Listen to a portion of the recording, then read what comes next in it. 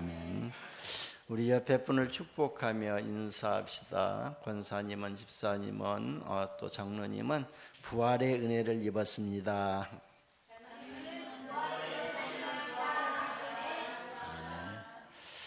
우리가 부활의 은혜를 입지 아니하였다면 이 자리에 나올 수가 없었죠. 그래서 다음 주일이 부활주일인데요. 이번 주부터 다음 주까지 이렇게 부활주일에 대해서, 또 부활에 대해서, 또 부활하신 주님께서 우리에게 부탁하신 말씀을 우리가 생각하면서 은혜 받기를 원합니다. 오늘 좀 예배가 좀 새로웠지요. 우리 또 반주하는 장로님이 오늘 일 때문에 못 나오셨고, 또 많이 못 나오신 분들이 계시는데요. 또 우리가 미디어를 많이 이렇게 접했기 때문에 미디어로 이렇게 찬양을 해도 또 새롭게 들려지고 또 새롭게 은혜가 이렇게 임한 것 같습니다. 여러분, 성경은요 예언된 하나님의 말씀이죠. 그리고 예언된 하나님의 말씀은요 분명히 성취가 되어지는 말씀입니다. 그래서 성경은요 하나님의 약속의 말씀을 믿는 사람들에게서 나타나는 사실적인 증거들을 기록한 내용이죠. 그래서 히브리서 11장에 보게 되면은 하나님의 말씀을 믿음으로 붙잡았던 그 믿음의 사람들은요 다 시대를 살리는 또 하나님의 일꾼으로 쓰임을 받았고 응답을 받았습니다. 그러나 하나님의 말씀을 예사로 여겼던 사람은요 한 사람도 예외 없이 실패했던 것들을 기록했습니다. 여러분, 하나님의 말씀의 능력은요 대단하거든요. 창세기 1장 1절에서 27절 28절까지도 보게 되면은 땅이 혼돈하고 공허하고 흑암이 깊음이 있을 때에 하나님께서 말씀으로 세상을 빛을 창조하셨습니다. 그래서 빛이 있으라 하니까 빛이 있었고, 또 빛과 어둠을 나눠서 빛을 낮이라 부르시고 또 어둠은 밤이라고 부르셨습니다. 그러면서 땅에게 명령하시기는 씨 맺는 채소와 또 열매 맺는 또 채소를, 나무를 이렇게 가지라고 했을 때에 그대로 되었고요. 26절에 보니까 하나님이 우리의 형상대로 우리가 사람을 창조하되 남자와 여자를 창조하고 그들로 땅을 다스리고 정복할 수 있도록 그렇게 축복하셨잖아요. 그러니까요 하나님의 마음은 말씀으로 세상을 창조하셨다는 거예요. 어떤 물리적으로 힘을 가지고 세상을 창조하신 것이 아니라 말씀으로만 모든 만물을 창조하셨다는 거예요. 그러니까 누가복음 7장 2절에서 10절에도 보면은요 예수님이 말씀하셨는데 백부장의 하인에게 있던 병이 치료되었잖아요.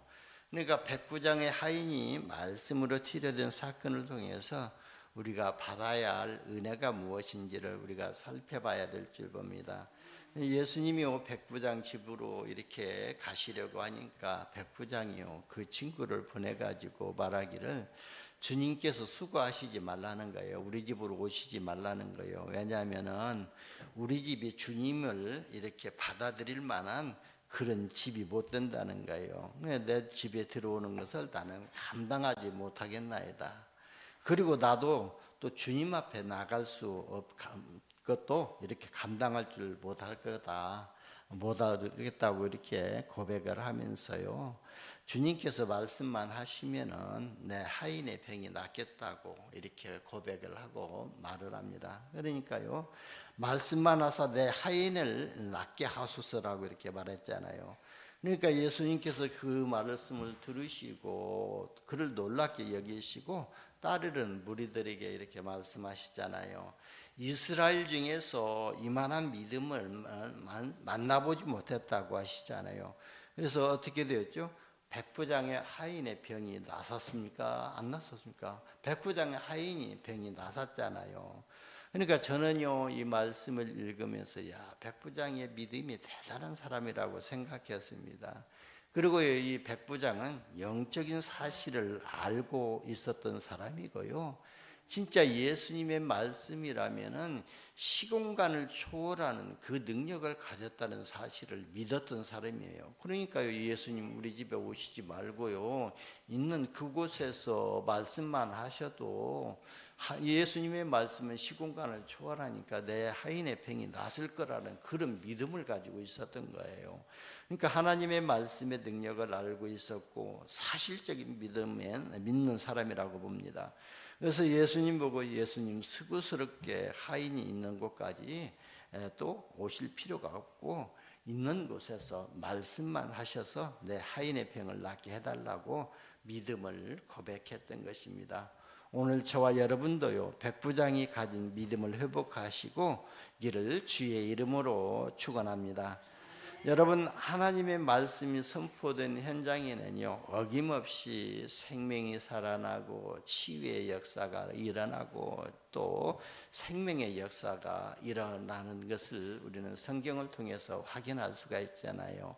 에스겔서 37장 1절에서 10절에도 보니까요, 하나님께서 에스겔을 골짜기로 데리고 가서 그 골짜기에 있는 마른 뼈들을 이렇게 보게 하셨잖아요. 그러면서 에스겔에게 질문을 합니다. 에스겔아, 저 마른 뼈들이 살아나겠느냐 하니까 하나님은 아시지 않아요. 그러니까요, 하나님께서요 바로요 에스겔에게 말씀을 대언하라 그랬어요. 그러니까 하나님의 말씀을 대언하니까요, 흩어져 있었던 이 뼈 저 뼈들이 서로 이렇게 또 맞아져 가지고 이렇게 또 살아나게 됐잖아요. 그러니까요, 이 뼈들 저 뼈들이 서로 들어맞아서 서로 연결하여 힘줄이 생기고 그 위에 가죽이 덮어지고 그 속에 생기가 없으니까 없게 되었잖아요. 그러니까요, 바로 또 다시금 생기를 들어가서 태어나니까 생기가 들어가 가지고 곧 살아나서 극히 큰 군대를 이뤘다고 그랬습니다. 그러니까요, 마른 뼈들까지도 하나님의 말씀이 들어가니까 살아나게 되고 그 속에 하나님의 생기가 들어가니까요, 그 군대를 이뤘다고 그랬습니다. 저와 여러분이 보좌의 방대 기도를 하면서 어떻게 기도하지요? 하나님, 내 생명 속에 하나님의 형상이 임하게 해달라고 기도하지 않아요. 그러니까요, 우리의 생명 속에 하나님의 형상이 임하고 내 영혼 속에 하나님의 생기가 임해야 힘을 얻게 되고, 그리고 우리는요, 내 삶 속에 에덴의 축복이 임해야 됩니다. 그러니까 우리가 세상을 정복하고 다스리고 키우면서 또 하나님이 주신 그 에덴의 축복을 누릴 수가 있잖아요. 그러니까요, 바로 하나님의 말씀이 들어가게 되면은 큰 군대를 이루잖아요. 그리고 지난주에도 말씀드렸지만 에스겔서 47장 1절에서 12절에도 보면은 하나님의 말씀이 소통되는 현장에는요, 다 회복이 되어지고 치유가 되어지고 생명이 살아나고 열매를 맺게 되고 보좌의 역사가 일어났잖아요. 이처럼 하나님의 말씀이 저와 여러분의 생명 속에 또 영혼 속에 삶 속에 임하면은요, 모든 것이 회복되는 응답을 받게 됩니다. 그래서 예배에 집중하시면서 말씀을 각인시키기를 주의 이름으로 축원합니다. 여러분, 바울이요 디모데에게 여러 가지 교훈을 준 것이 아니라 단 한 가지 교훈을 주었거든요. 디모데후서 4장 2절에도 보면은 너는 말씀을 전파하라. 때를 얻든지 못 얻든지 항상 힘쓰라. 그리고 범사에 오래 참음과 가르침으로 경책하며 경계하며 권하라고 그랬습니다. 그러니까 디모데에게 너는 때를 얻든지 못 얻든지 말씀을 전하라는 것입니다. 그래서 하나님의 말씀의 능력을 항상 전파하라고 전하라는 것입니다. 지난주에인가 언제 저희 집사람이 저에게 그러더라고요. 당신 허리가 났으면은 이제 우리가 이 지역에 기도하면서 이렇게 좀 여리고 작전을 쓰자 그러더라고요. 그러니까 그 말은 무슨 말이냐면은 우리가 지역에 이렇게 한 주에 한 번씩이라도 이렇게 기도하면서 전체를 돌아다니면서 진짜 하나님이 만남의 축복을 주시면 그 속에서 복음 전하고 말씀을 전해보자는 거예요. 그래서 이처럼 우리가 이 지역을 다니면서 기도하고 또 하나님이 만남의 축복을 주시면 복음 전하고 또 말씀 전해야 할 사람이 있다면 말씀 전하는 것도 중요합니다. 그것도 중요하지만 또 한 가지 중요한 사실이 있거든요. 그게 뭐냐면요, 우리 후대들에게 하나님의 말씀과 복음의 내용을 가르칠 사명이 우리에게도 있다는 것입니다. 그래서 사도 바울도 그 후대 디모데에게 너는 때를 얻든지 못 얻든지 항상 말씀을 전파하라 그랬거든요. 그 말씀을 전파하라고 이전에 또 사도 바울은 디모데에게 분명히 복음의 말씀을 각인시켰을 것입니다. 복음의 말씀을 전하고 하나님의 말씀을 각인시켰기 때문에 네가 가지고 있는 그 복음의 말씀, 그 하나님의 말씀을 전하라고 권면을 했던 것입니다. 여러분, 우리 후대들에게요, 하나님의 말씀과 복음이 들어가면은요, 잃어버렸던 모든 것을 회복하는 응답을 이렇게 체험하게 될 것입니다. 그래서 우리 후대들이요, 말씀과 그리스도에 집중하고 하나님의 말씀과 그리스도가 각인되도록 배후에서 우리가 기도해주고 시공간을 초월하는 기도의 능력을 체험할 수 있도록 우리가 좀 기도하고 도와줘야 될 줄 봅니다. 여러분, 하나님의 말씀과 그리스도는요, 우리 인생의 복의 근거가 됩니다. 요한계시록 1장 3절에 보면은 이 예언의 말씀을 읽는 자와 듣는 자와 그 가운데 기록한 것을 지키는 자들이 복이 있나니라고 되어 있습니다. 그리고 창세기 12장 2절에도 보게 되면은 내가 너로 큰 민족을 이루게 하겠고 또 내게 복을 주어 내 이름을 창대케 하리니 너는 복이 될지라 그랬거든요. 그러니까요, 저와 여러분이 복 달라고 기도할 것이 없어요. 왜냐하면 내 자신이 복의 근원이 되어 있기 때문에, 내 자체가 복이기 때문에 그래요.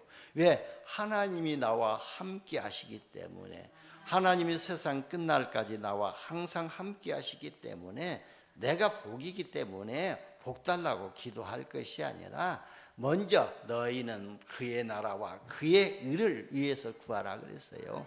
하나님이 나에게 임하고 나라가 임하고 하나님의 그리스도를 구하라고 기도하라고 말씀하셨잖아요. 그리고 고린도전서 1장 18절에도 보면은 구원받은 우리에게는요, 하나님의 능력이 됩니다 그랬습니다. 그러니까 하나님의 말씀이 우리 인생의 복의 근거가 되는 것뿐만 아니라 하나님의 말씀은요, 우리 인생의 완전한 해답이고 능력이라고 그랬어요. 그러니까요, 어제 저는 핵심 때 이렇게 핵심이 어제 프랑스 파리에서 있었거든요. 그래서 생방송으로 이렇게 또 파리에서 나와졌는데 그쪽에서 핵심 찬양을 하는데요, 제가 은혜를 먼저 받았거든요. 왜 은혜를 받았냐면은 제가 한 주간 동안에 이 말씀을 생각하면서 말씀을 준비하면서 이렇게 또 말씀을 또 받고 찬양도 받거든요. 그러니까요, 말씀을 받는데요, 바로 어제 찬양에 그러더라고요. 하나님의 예언의 말씀을 믿는 자에게는 모든 핍박은요, 핍박과 고통과 방황과 실패는 또 실패가 아니라는 거예요. 그러니까 하나님의 말씀을 믿는 저와 여러분에게 오는 모든 핍박과 고통과 방황은 실패가 아니라고 찬양을 하더라고요. 또 외로움도 혼자가 아니라는 거예요. 그러면서 거기에서 답을 주더라고요. 그래서 뭐라고 답을 주냐면은 모든 핍박은 하나님의 계획 속으로 들어가는 길이 되고 그랬습니다. 그리고요, 나의 문제는 그날의 답이 되고 나의 외로움은 그날의 임만을 누리는 축복이 되고 나의 무능은 그날의 하나님의 능력에 누리는 길이라고 그랬거든요. 그 찬양이 무슨 찬양인지 제목 아십니까?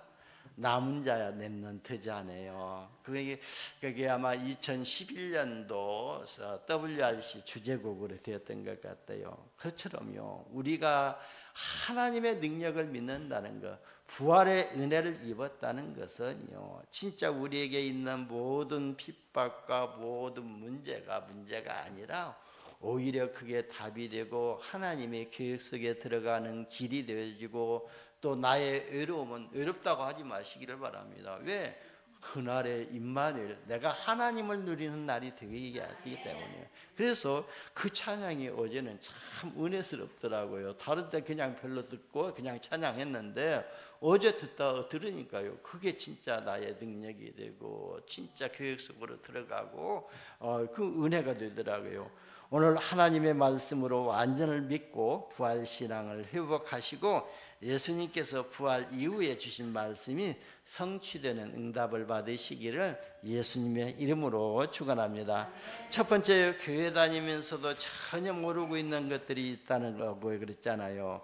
그것이 무엇이냐면요, 인류에게 가장 중요한 사건이라고 하면은요, 하늘에서 천사가 떨어진 사건이거든요. 그 천사가 바로 사탄입니다. 요한계시록 12장과 에스겔서 12장 1절에서 9절에 보고 또 이사야서에도 말하고 있는데요.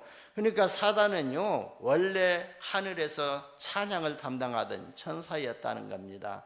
그래서 이 사탄은요, 지금도 음악을 가지고 세상을 장악하고 있습니다.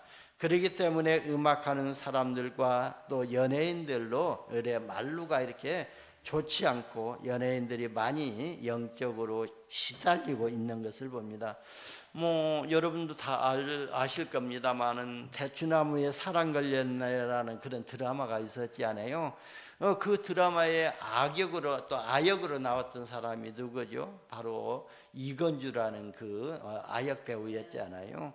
그 이건주라는 사람이 내림굿을 받고 지금 무속인 생활을 하잖아요. 그리고요, 진짜 연예인들 중에서 많은 사람들이 영적으로 시달리는 사람들이 너무도 많이 있다는 것을 볼 수가 있습니다. 여러분, 음악하는 사람들이나 연예인들 수준이 낮은 것이 아닌데도요, 영적으로 많은 어려움을 당하고 있다는 것을 우리가 알고 있어야 그 사람들을 이해할 수가 있습니다.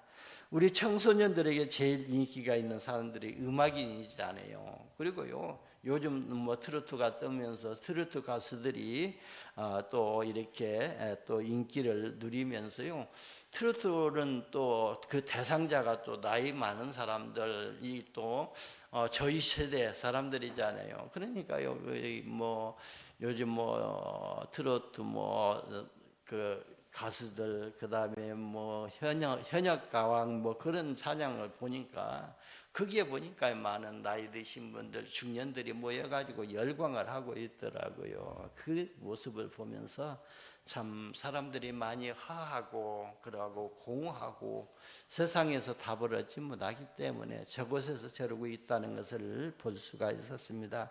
지금요, 사단은요, 이런 음악과 이런 연예인들을 가지고 또 이렇게 또 하나님을 모르도록 해가지고 세상을 멸망시키고 있습니다. 그것이 창세기 3장 사건이잖아요. 얼른 보면은요, 창세기는 신화 같은 이야기지만 정말 하나님의 말씀이고, 창세기 속에 우리 인생의 모든 문제가 시작이 되었고, 모든 문제의 해답이 바로 그 안에 들어있다는 사실을 우리는 알아야 될 줄 봅니다. 그래서 하나님은요, 예언 중에 예언을 하셨는데 창세기 3장 사건을 해결할 그리스도를 보내겠다고 이렇게 예언하셨잖아요.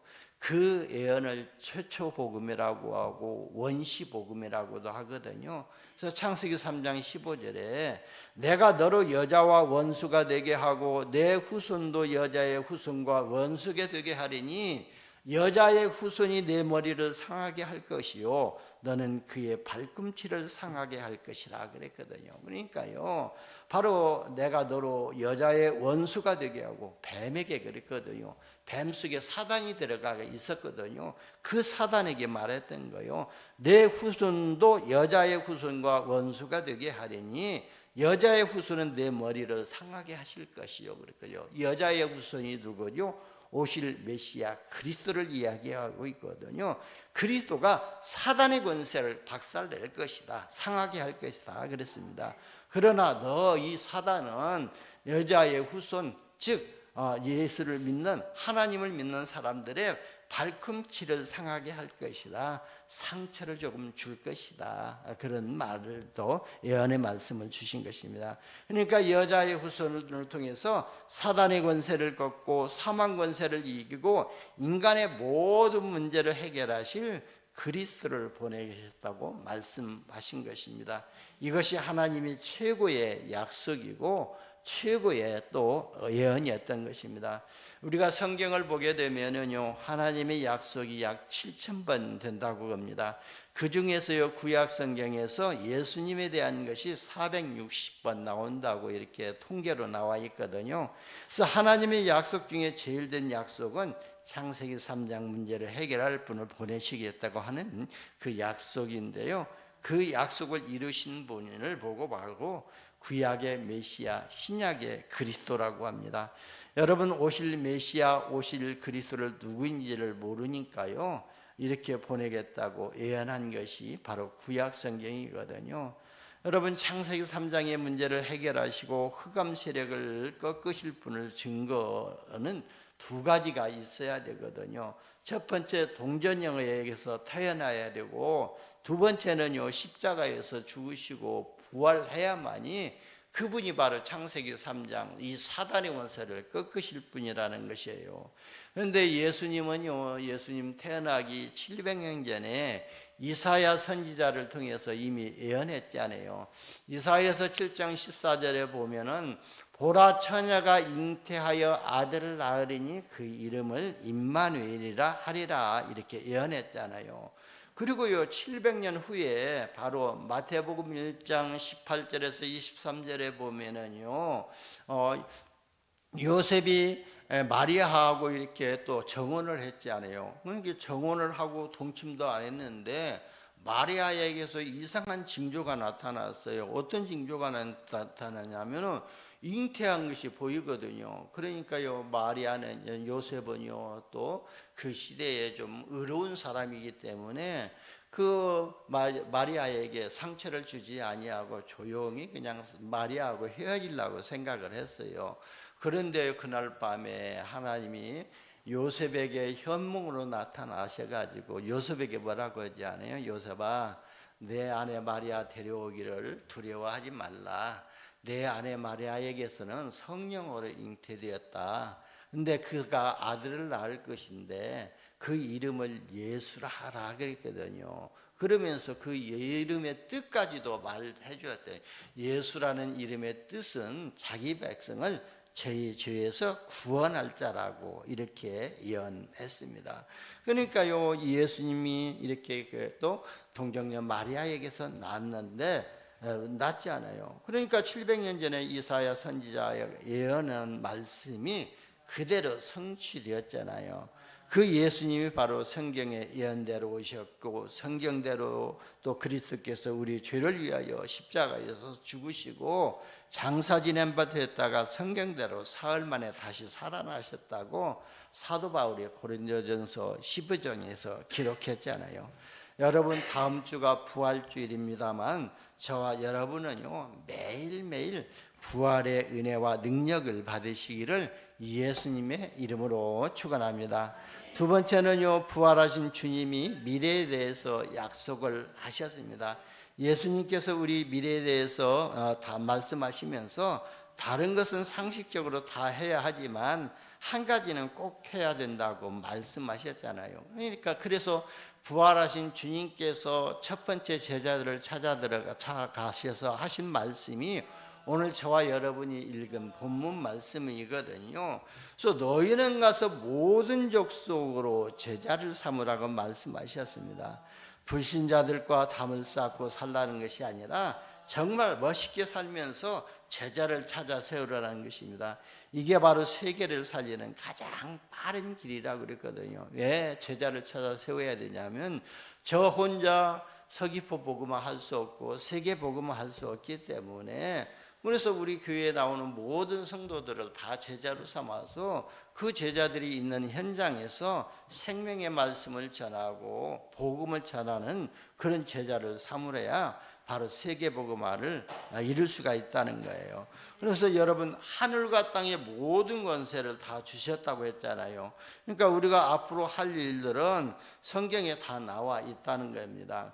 그래서 하나님의 말씀을 따라가게 되면은요, 그러면 제자가 된다는 것이 될 것이라고 말씀하셨잖아요. 그러니까요, 예수님도 제자를 부르실 때 그냥 부르시는 것이 아니라 마태복음 4장 19절에 보니까 베드로를 부르시면서, 제자를 부르면서 나를 따라오너라, 내가 너희로 사람을 낚는 어부가 되게 하리라 하시니라 그랬거든요. 그렇습니다.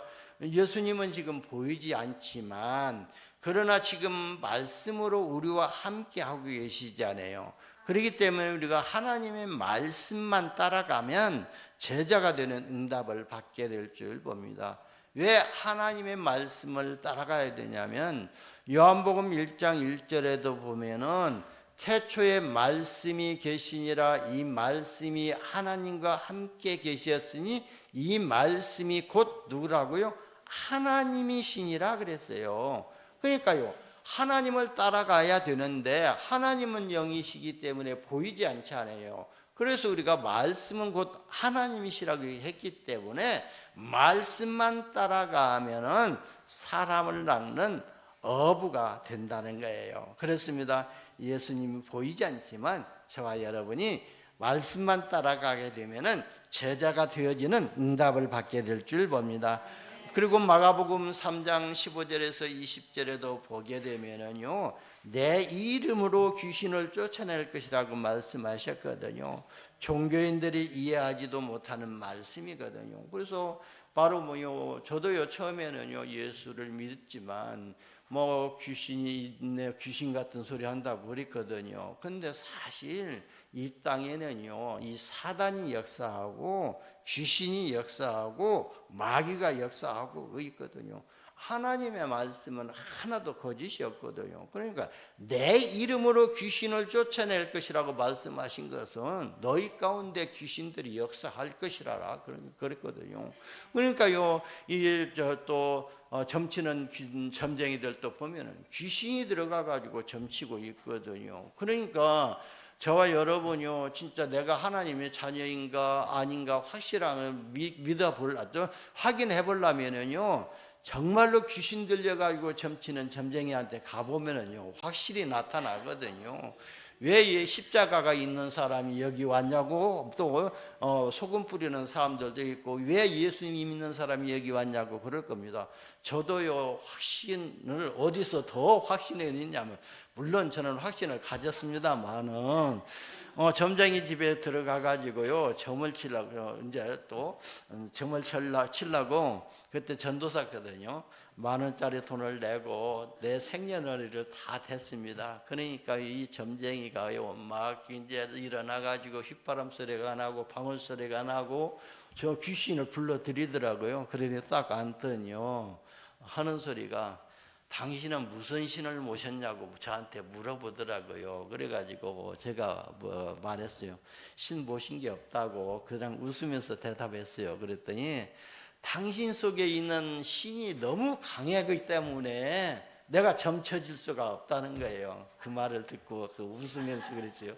나는 전도사다. 나는 하나님을 믿는 사람이고 예수님을 믿는 사람이다. 그렇기 때문에 당신은 내 점을 쳐줄 수는 없지만 나는 당신의 미래를 말해줄 수가 있다고 하니까요, 복음을 전하려고 하니까요, 받지를 않더라고요. 그런 것처럼 저는요, 그때 더 감사했더라. 오히려 기쁘더라고요. 야, 내 속에 하나님의 신이 있기 때문에 이 점쟁이도 알아보는구나.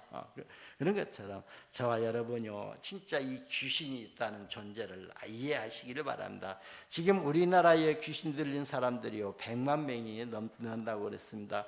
그러니까 엄청난 사람들이 귀신 들려 있다는 거예요. 그래서 복음 가진 저와 여러분이 아니면요, 살릴 길이 없거든요. 그래서 무속인 복음화를 위해서 기도해 주시기를 바랍니다. 무속인 한 명이 돌아오게 되면요, 사단의 진이 무너지고 그 무속인을 통해서 많은 사람들이 하나님께 돌아올 수가 있기 때문에 무속인 복음화를 위해서 기도해 주시기를 바랍니다. 그리고 누가복음 24장 16절에서 45절에도 보면은 예수님의 부활을 하셨는데, 예수님을 부활의 이야기를 하면서도 그 제자들이 슬픈 기색을 띠면서 길을 걸어가고 있을 때에 예수님이 그들과 동행하면서 그들에게 말씀으로 확신을 주고 힘을 주는 장면이 나오지 않아요. 마치 부활의 능력을 모르고 아무 힘이 없는 우리 기독교인들과 같은 모습을 볼 수가 있습니다.